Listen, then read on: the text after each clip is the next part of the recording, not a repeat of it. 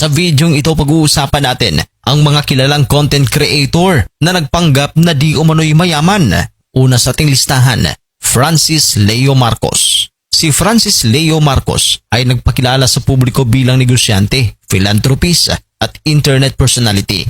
Una siyang nag-viral nang may inisyatibo siya na tinatawag niyang Mayaman Challenge.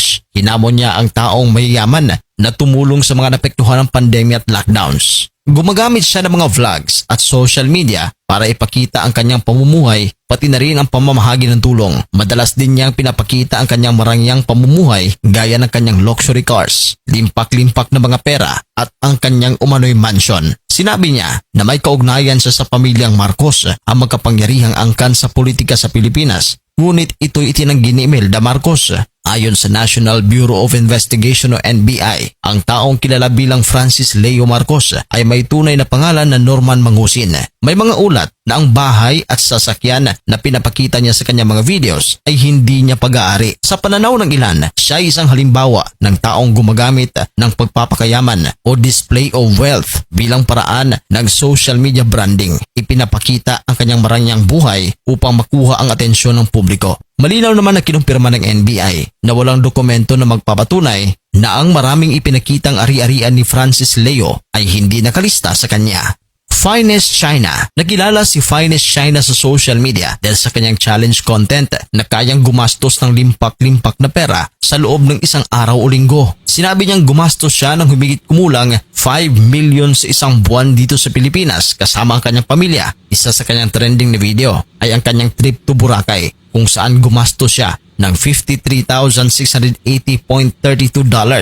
o halos 3 million pesos sa pagitan lamang ng 10 days. Trending din ang pamimigay nito ng pera sa kanyang mga followers. Hindi lang simpleng pamimigay ito dahil 1 milyon ang kanyang ipinamimigay. Ngunit binasag ni Sian Gaza ang mga ito. Ani Sian, nagkukunwari lamang ito na nabigay ng milyon-milyon. Yun pala ay binayaran lang niya ng 5,000 pesos yung tao para magpanggap na may na-receive na 1 milyon. Ibinunyag din ni Gaza na may video na luxury car purchase ni Finest China na posibleng hindi totoo. May isang restaurant sa La Union naman ang nagreklamo dito na nag-offer siya ng promo o endorsement deal pero dinala niya ang 20 tao para kumain ng libre na hindi inaasahan ng negosyante. Kaya naman marami ang naniniwala na hindi totoong mayaman si Finest China.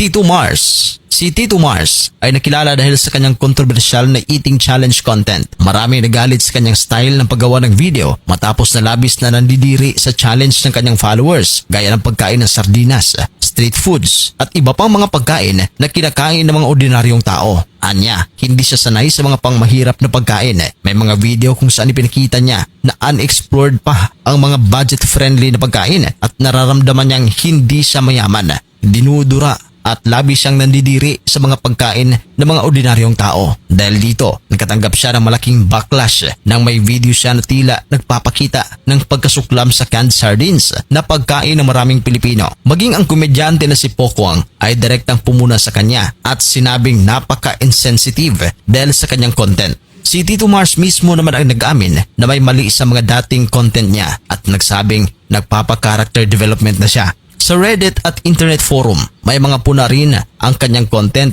at rage bait o gumagamit ng kontrobersya para sa views. Sa pananaw ng ilan, ang kanyang content ay hindi nagpapakita ng tunay na mayaman lifestyle, ngunit gumagamit ng pagtutulad sa mayaman o sarcasm or over the top para maka-engage. Anong reaksyon mo dito sa mga content creator na umano'y nagpanggap na mayaman? Karapat-dapat lang ba nakasuklaman sila ng mga tao? I-comment ang inyong reaksyon sa ating comment section. At sa mga hindi pa nakapag-subscribe, huwag kalimutan na mag-subscribe sa Showbizcaster. Maraming salamat po.